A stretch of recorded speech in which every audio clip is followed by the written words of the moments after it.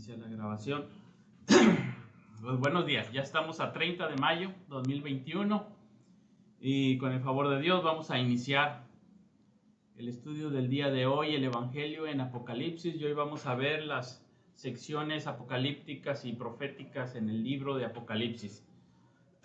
Y pues vamos a ver cuál es su función en medio del libro del Apocalipsis. Vamos a iniciar orando al Señor y encomendándonos a la guía de su Santo Espíritu y que todo sea para la gloria de Dios y para la edificación de su iglesia. Padre, gracias te damos por permitirnos este día reunirnos en tu nombre, por este medio y estudiar tu palabra juntos. Guíanos con tu Santo Espíritu, abre los ojos de nuestro entendimiento, de nuestro corazón, que podamos ver lo que tú quieres enseñarnos en tu palabra y atesorarlo en nuestro corazón y responder en adoración a ti. Gracias, Dios, por este momento y dirígenos en todo, en la lectura de tu palabra, en la meditación y reflexión que tengamos. En el nombre de Jesucristo. Amén. Bien, pues vamos a hacer la presentación aquí. Bueno, antes de esto quiero nada más distinguir un poquito lo que sería la lectura de este género apocalíptico. Cuando hablamos de la apocalíptica estamos hablando de ese género literario que se fue usando en el Antiguo Testamento por los profetas, que es un género que tiene un estilo de visiones y estilo de lenguaje que tiene que ser interpretado, que tiene que ser interpretado, porque no es literal, sino que tiene muchas figuras de lenguaje, tiene muchas imágenes que ellos usan en la cultura hebrea, y ahí tiene su origen. Entonces la apocalíptica es principalmente un género hebreo.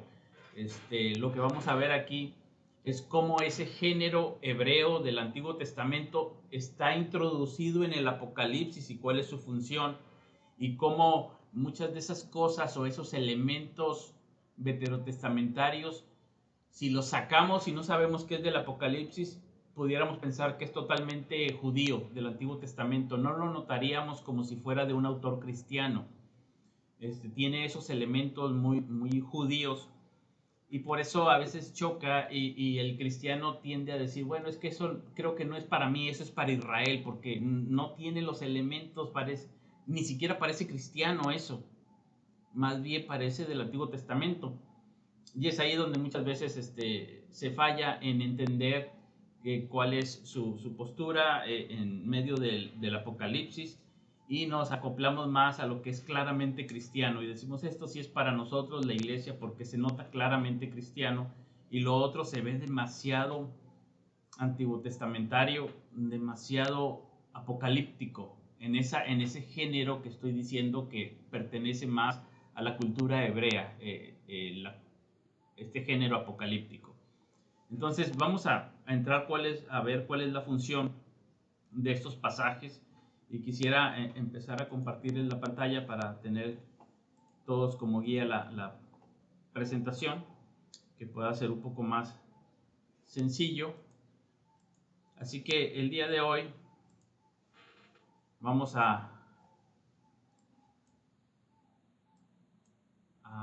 permítanme nada más mover ratito esta pantalla. Ahí está. Vamos a ver esta sección, pasajes apocalípticos y proféticos. Dice la palabra del Señor ahí en el Apocalipsis, en el capítulo 2, versículos 4, perdón, me fui de pasaje. En el capítulo 13, versículos 1 al 3 y el 8, lo voy a leer. Me paré sobre la arena del mar y vi subir del mar una bestia que tenía 7 cabezas y 10 cuernos, y en sus cuernos 10 diademas, y sobre sus cabezas un nombre blasfemo. Y la bestia que vi era semejante a un leopardo, y sus pies como de oso, y su boca como boca de león. Y el dragón le dio su poder y su trono y grande autoridad. Vi una de sus cabezas como herida de muerte, pero su herida mortal fue sanada y maravilló toda la tierra en pos de la bestia. Dice luego, y la adoraron todos los moradores de la tierra cuyos nombres no estaban escritos en el libro de la vida del Cordero, que fue inmolado desde el principio del mundo. Por ejemplo, este pasaje con el que iniciamos, si yo no les dijera que eso está en Apocalipsis, ustedes pudieran imaginarse que es la visión de Daniel. Hasta el momento en que dice el libro de la vida del Cordero. Aún ahí, ese Cordero, nosotros lo conocemos como cristiano, pero tiene todo un trasfondo judío. A lo mejor ahí el pasaje parece totalmente judío, pero tal vez en ese punto con el libro de la vida del Cordero, un judío estaría destanteado. A ver, ¿qué me estás hablando? Y un cristiano estaría perdido todo el resto de la visión. Hasta aquí es donde dice, yo sé del Cordero.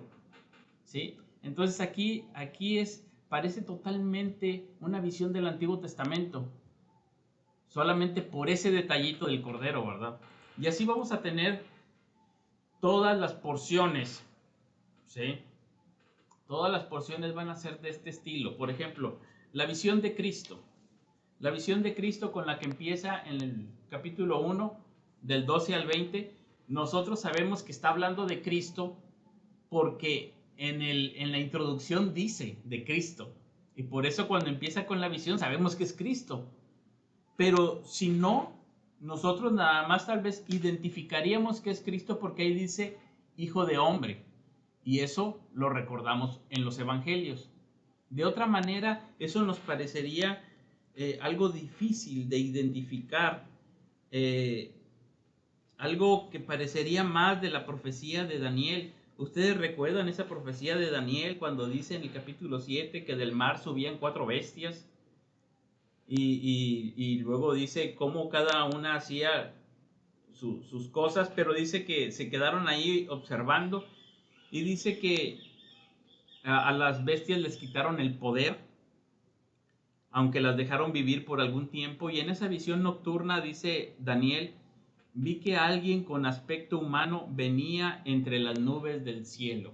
Y entonces ya ahí ya podemos identificar y decimos, esta visión de Cristo en el Apocalipsis se parece mucho a lo que está viendo Daniel en el capítulo 7, de ese hijo de hombre que venía en las nubes. Ahora, tenemos que ver muy claro ese venía en las nubes. Ese venía en las nubes que vemos en Daniel no es que venía a la tierra. Daniel está observando el cielo y ese hijo de hombre que venía en las nubes venía al cielo, porque él está desde su perspectiva y decía, venía. No es que estaba en la tierra, él estaba viendo lo que venía y dice, venía entre las nubes del cielo. Y entonces venía y se acercó al venerable anciano, al anciano de días, y fue llevado a su presencia y se le dio autoridad, poder y majestad. Entonces ese hijo de hombre que venía en las nubes no venía hacia abajo, sino que venía hacia arriba, hacia donde estaba el anciano de días, y se le dio poder y autoridad. Y está hablando de la ascensión de Cristo. No del retorno de Cristo, sino de su ascensión.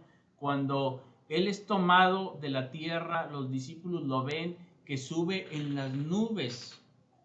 Y al subir en las nubes, entonces Él, permítanme nada más recoplar las cámaras para hablarles aquí. Entonces, está hablando Daniel que el Hijo del Hombre viene en las nubes, pero viene hacia el anciano de días. Y ese es Cristo subiendo, su ascensión al trono, y le fue dado dominio, poder y autoridad. Se sentó a la diestra de la majestad en las alturas.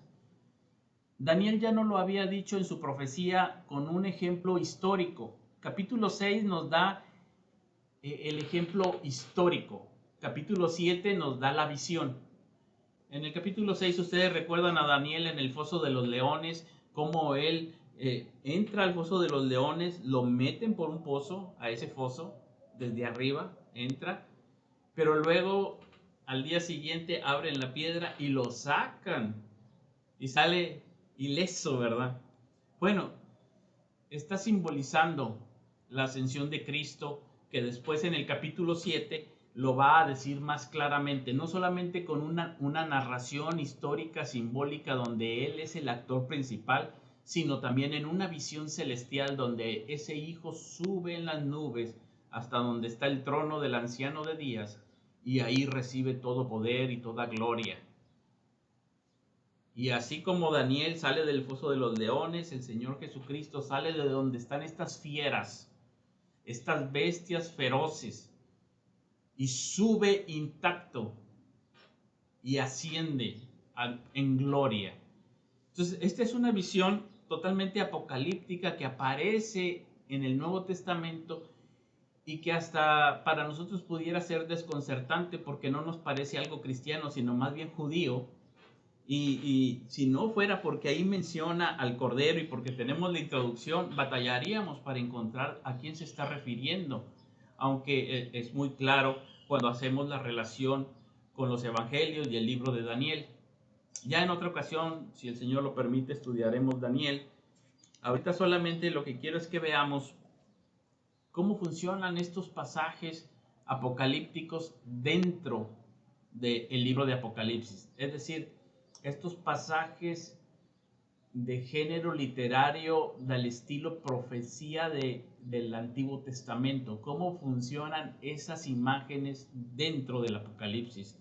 ¿Por qué están ahí si hasta parece en algunas ocasiones que nos desconciertan más que alumbrar el camino? En ocasiones pareciera así, pero no lo es. Ahora, la visión del cielo también se ve totalmente como si fuera del Antiguo Testamento. Nosotros vemos esa visión del cielo en los capítulos 4 y 5 y pareciera muy similar a lo que ve Ezequiel en su visión cuando inicia. Ustedes recuerdan, acabamos de leer el libro de Ezequiel y lo traemos más fresco en la mente y cómo ve al gran trono, la majestad, los seres vivientes. Y esto que está viendo aquí Juan en los capítulos 4 y 5 es muy similar a lo que está haciendo, a lo que está viendo Ezequiel. Y ve el trono y ve el arco iris. Lo único que ve diferente es que ve al león cordero o al cordero león. Que dice, hay un león, pero es un cordero como que había sido sacrificado. Ese es el elemento que nosotros identificaríamos cristiano. Pero si no estuviera ahí, todo parecería como del Antiguo Testamento. Y aún cuando se habla de Cristo en esa visión del cielo en los capítulos 4 y 5, como cordero y león, se habla en términos del Antiguo Testamento. Son figuras del Antiguo Testamento, el cordero y el león. ¿Sí? Entonces podemos notar ahí que hay unos elementos, digámoslo así, más antiguotestamentarios.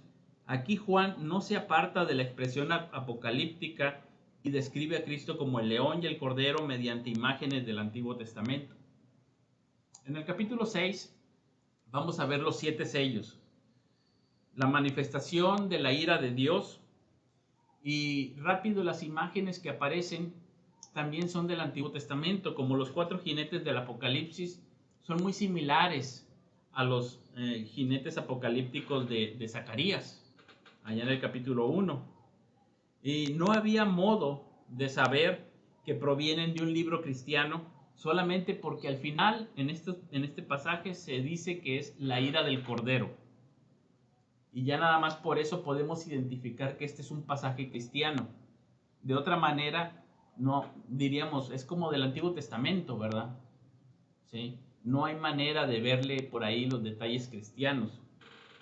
Igual después en el capítulo 7, el sellado de las multitudes tampoco tiene ninguna relación obvia con el mensaje cristiano.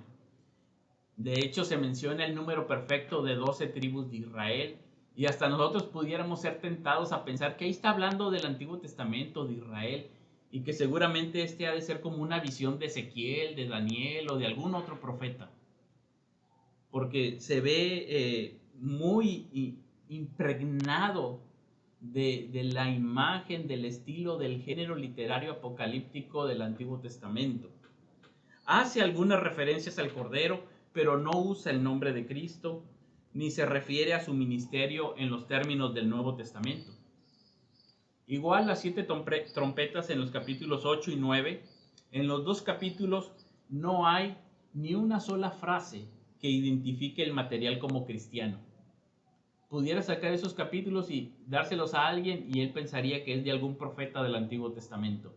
No hay manera de saber que eso es cristiano, ¿verdad? Por eso muchos tienden a decir, no, pues seguramente esto es para el pueblo de Israel. No es nada cristiano, ¿verdad? Ahora el mensaje del ángel, ahí en el capítulo 10 y 11, entre la sexta y la séptima trompeta, que está ahí como un preludio, también tiene muchas similitudes del Antiguo Testamento. Hay una orden de que se coma el rollo, como también Ezequiel se come el rollo, como Jeremías se come el rollo. Hay indicaciones de que mida el templo, así como Ezequiel también mide el templo, también saca sus medidas. Y excepto a la referencia que hay de la crucifixión en el versículo 8, esta sección también es netamente del Antiguo Testamento. Y al final nada más dice el reino de Cristo ha llegado. Pero no veríamos nosotros tan fácilmente el mensaje cristiano en estos pasajes. En las visiones de las dos bestias, o de las bestias diferentes que hay, no dos, sino varias, es también muy similar a las bestias de Daniel. Y toda esta procesión de imágenes apocalípticas que Juan introduce, solo hay una referencia al reino de Cristo, pero aún esa referencia está inmersa en términos del Antiguo Testamento. Luego vienen las 7 copas de la ira en el capítulo 16, y esta sección también no contiene ningún término cristiano. No contiene la terminología cristiana, sino antiguo testamentaria. ¿Y qué decir del juicio sobre Babilonia? Que hasta en ese momento del Nuevo Testamento Babilonia pues prácticamente no figuraba. Se ve totalmente como si fuera una profecía del Antiguo Testamento, ¿sí? Incluso Babilonia había perdido mucho de su fuerza. Igual las visiones finales, capítulos 19 al 22, todas estas tienen descripciones del Edén, tienen descripciones pues del Antiguo Testamento, aunque sí hay algunas más referencias al verbo. Hay un jinete que viene que es diferente, y ahí hay una similitud nada más por ahí que podemos identificar quién es, pero hay cosas como el dragón arrojado a la cárcel y tomados los demás y los ejércitos derrotados. Todo pareciera ser como que los muertos juzgados, pues escenas típicas del Antiguo Testamento, ¿verdad? Entonces, estas porciones totalmente apocalípticas dentro del Nuevo Testamento están insertadas en este marco de escatología ahora cristiano. Cuando digo ahí la apocalíptica, me estoy refiriendo a ese tipo literario del Antiguo Testamento que está insertado ahora en un marco escatológico neotestamentario, quiero decir cristiano. Entonces hay algo, voy a decir en vez de la apocalíptica, voy a decir el día del Señor, como profecía del Antiguo Testamento. El día del Señor ha sido insertado en un marco de escatología cristiano, para decir los primeros 2 renglones de otra manera.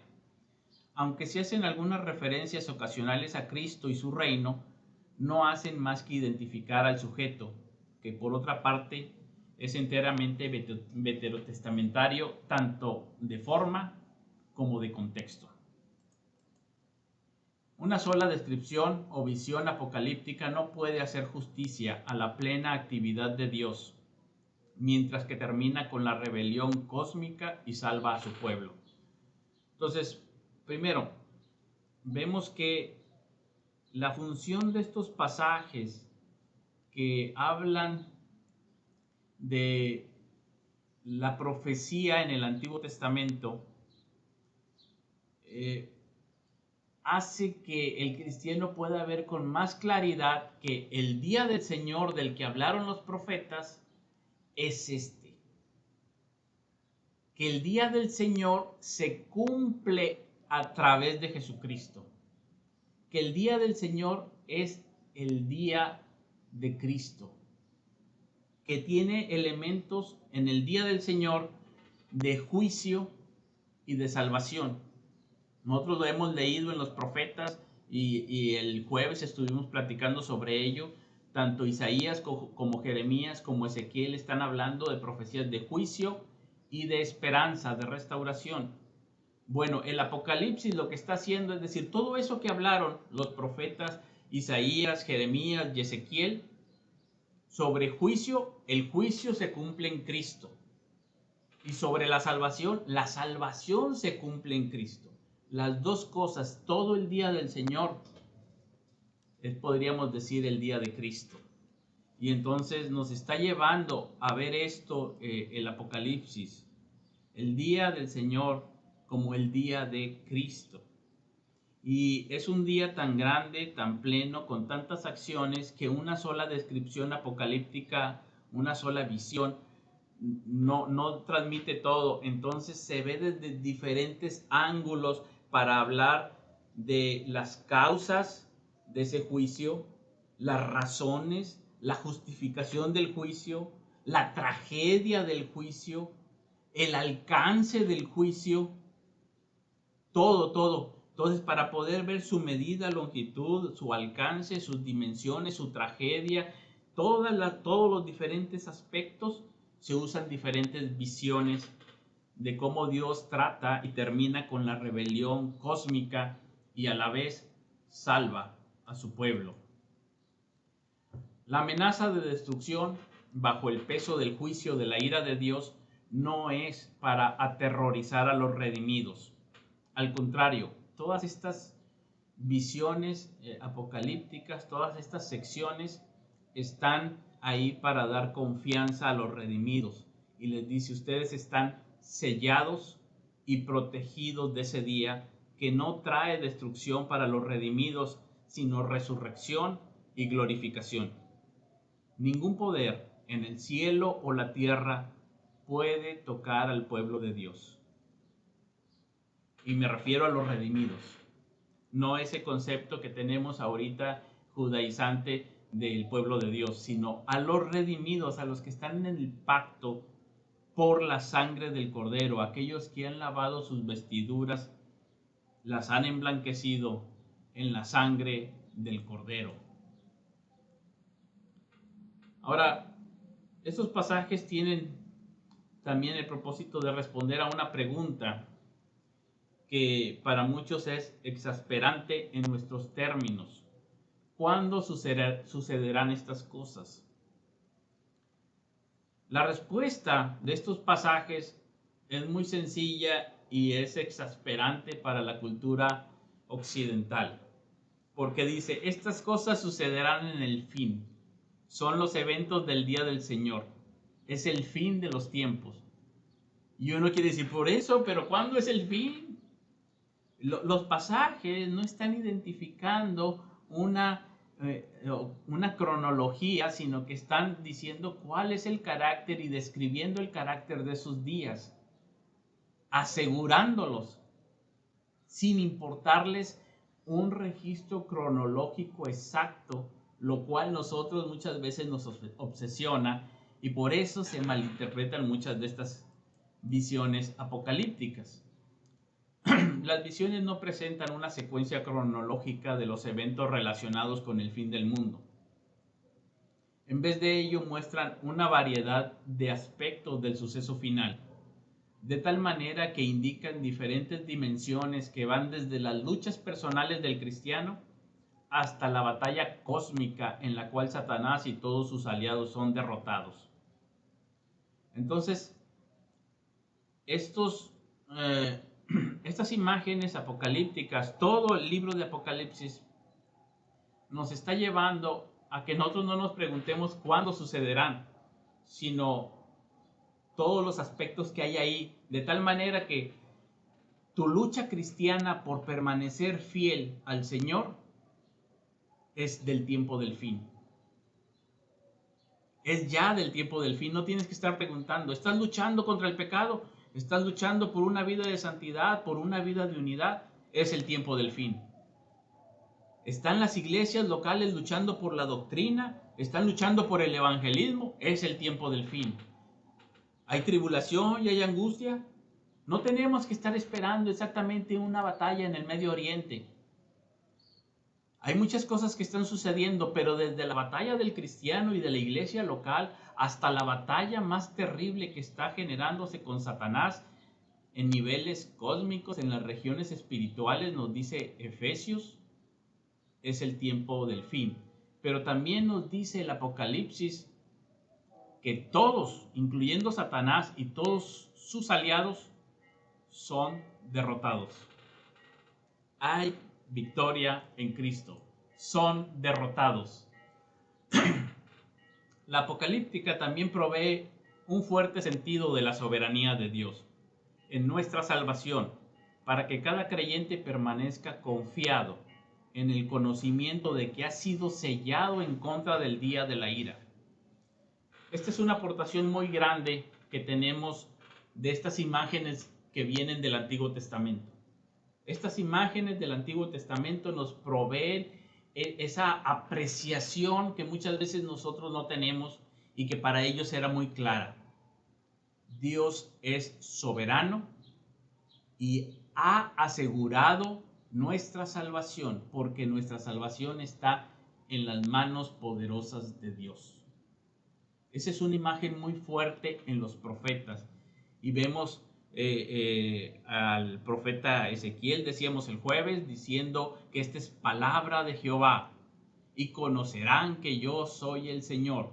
Nos proveen de esa riqueza que nosotros a veces perdemos en nuestros tiempos contemporáneos occidentales, viendo a Dios como lejano, como alguien que no está ejerciendo su soberanía, su control, su poder, su cuidado, y pensando que somos un poco más así como nosotros, seres libres, eh, y, y pensar que Dios no oye, no ve, y yo puedo hacer y deshacer con mi vida como me guste, porque yo soy el amo de mi destino. Bueno, la literatura y las imágenes apocalípticas nos proveen de ese sentido reverencial de la soberanía de Dios y a la vez reconfortante, porque nos lleva a confiar en que pase lo que pase, estamos sellados por Dios mismo. Yo sé que muchos se fascinan con la idea del sello del 666, pero cuando leen Efesios 1:13 no tiemblan y no vibran y no se estremecen cuando dice que todos aquellos que creyeron en el Evangelio de la salvación han sido sellados, ¿sabes? Con el Espíritu Santo de la promesa. Eso sí es grandioso y espectacular, esperanzador y reconfortante en cualquier tribulación. Estoy sellado por Dios con su Espíritu Santo. Eso ni la bestia. Olvídate de los chips, olvídate de cualquier marca, olvídate de cualquier cosa. El Santo Espíritu de Dios te ha sellado por el mismísimo Dios Todopoderoso, soberano del cielo y de la tierra, que garantiza tu salvación y la mía, gracias a la obra de Cristo en la cruz del Calvario. Eso sí es espectacular. Y eso nos lo proporciona la apocalíptica. Y esa es la función que tiene ahí para los creyentes. Voy a poner otra vez la pantalla para concluir aquí.